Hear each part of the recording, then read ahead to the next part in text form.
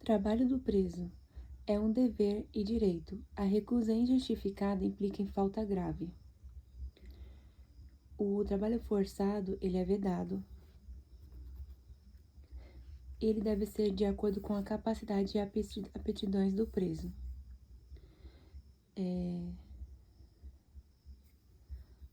O trabalho gera direito à remissão da pena, ou seja, a cada 3 dias de trabalho tem um dia de remissão da pena. A sua finalidade é educativa e produtiva. Não está sujeito ao regime de CLT. O preso político não é obrigado a trabalhar. Já o preso provisório é facultativo, se no interior do estabelecimento prisional. É o indivíduo que está no estabelecimento prisional, mas que ainda não tem condenação transitada em julgado. Aquele que tem o direito não terá direito à saída temporária para trabalhar de forma externa sem vigilância direta aqueles que praticaram crime hediondo ou com violência ou grave ameaça. O empregador que assinou o termo de compromisso compromete-se na vigilância do preso. Isso é uma norma de caráter processual, onde há uma aplicação imediata. A remuneração. A remuneração do trabalho constará na tabela prévia. Não pode ser inferior a 3/4 do salário mínimo e tem como fim atender a indenização dos danos causados pelo crime e que não puderam ser reparados, assistência à família, pequenas despesas pessoais, ressarcimento ao Estado e o que sobrar é o pecúlio em poupança. A jornada de trabalho não será inferior a 6 horas e nem superior a 8. Eles têm direito ao descanso nos domingos e feriados e a possibilidade de atribuição no horário especial aos trabalhos designados em serviço de conservação e manutenção do estabelecimento penal. A individualização, habilitação, necessidade futura e mercado. O trabalho deve ser direcionado de acordo com as aptidões do indivíduo, conforme as necessidades futuras para manter a si e sua família, dentro das perspectivas do mercado de trabalho da região. O artesanato é desestimulado em locais em que não tenha repercussão econômica. Maiores de 60 anos, doentes e pessoas deficientes, as atividades devem ser apropriadas, compatíveis com as limitações. Sistema misto de gerenciamento de trabalho.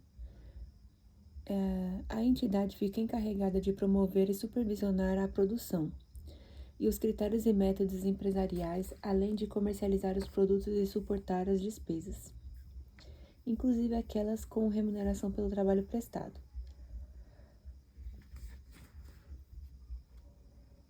As destinações dos bens ou produtos, eles devem ser preferencialmente vendidos a particulares.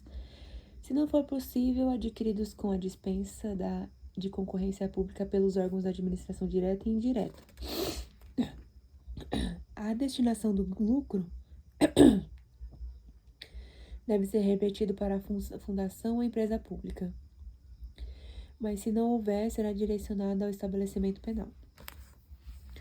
O trabalho externo, ele é permitido aos presos definitivos, aquele que já tem condenação transitada e julgado, vedado ao preso provisório. Aqueles que estão em regime aberto possuem o direito ao trabalho externo. O semiaberto também.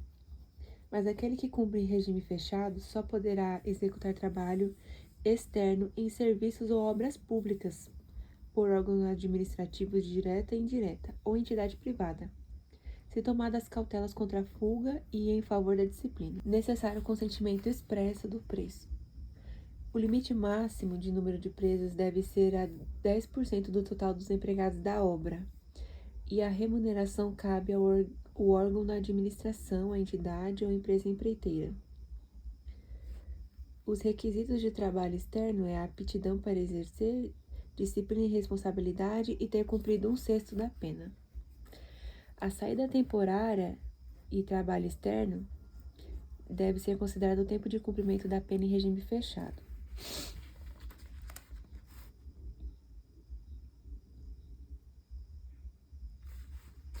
Revogação.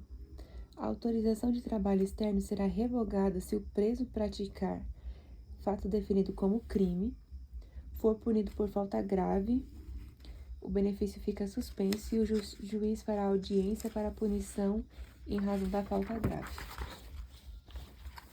Se tiver comportamento contrário aos requisitos estabelecidos ao deferimento do benefício.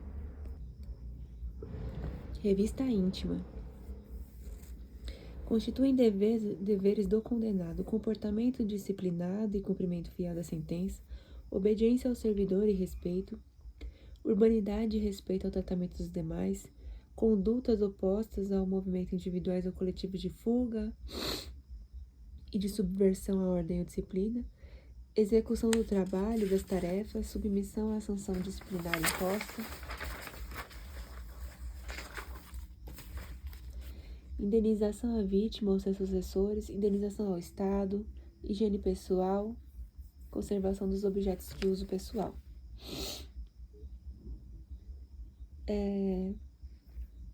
O preso provisório deve cumprir alguns dos deveres, que são comportamento disciplinado, obediência ao servidor, urbanidade e respeito, conduta oposta aos movimentos individuais de fuga, submissão à sanção disciplinar, higiene pessoal e conservação dos objetos. Os direitos do preso são vedada a cassação de direitos políticos, cuja perda e suspensão só dará nos casos de condenação criminal transitada em julgado, enquanto durar os seus efeitos, e o preso definitivo não tem direito ao voto, pois ele está com seus direitos políticos suspensos. Não ocorre com o preso provisório. Há de ter cuidado com a integridade física e moral da pessoa presa. Constitui direito do preso: alimentação e vestuário, atribuição de trabalho e sua remuneração, previdência social, constituição de pecúlio, proporcionalidade na distribuição de tempo de trabalho, descanso e recreação, exercício das atividades profissionais, intelectuais, artísticas e desportivas, assistência material como a saúde, jurídica, educacional, social e religiosa, proteção contra qualquer forma de sensacionalismo, entrevista pessoal reservada com advogado, visita do cônjuge, companheiro, parentes e amigos, chamamento nominal, igualdade de tratamento salvo com as exigências de individualizações, audiência especial com o diretor do estabelecimento, representação e petição a qualquer autoridade, defesa de direito, contato com o mundo exterior por meio de correspondência escrita, atestado de pena a cumprir,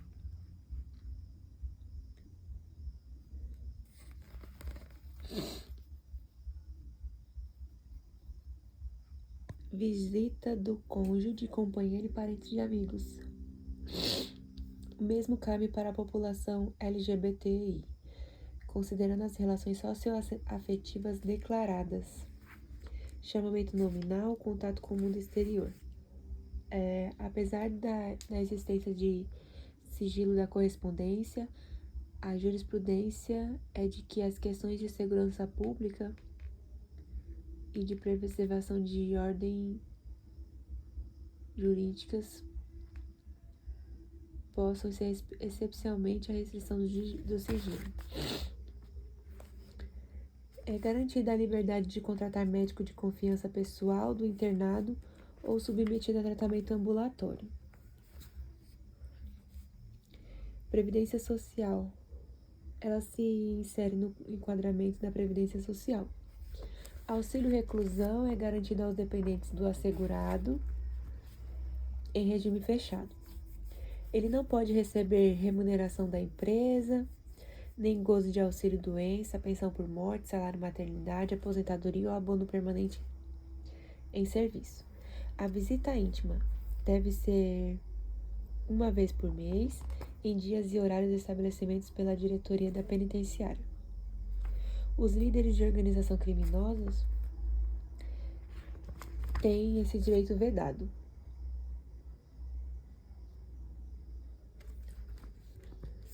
se e pode ser suspenso se o companheiro que durante a visita tem um ato atentório à administração ou à segurança do estabelecimento. A revista íntima dela deve ser ocorrida como última ratio. E antes de tudo, deve ser feita através de procedimentos não vexatórios, como scanner corporais, detectores de metal. E se a pessoa se negar a participar da revista íntima, ela não poderá entrar no sistema prisional.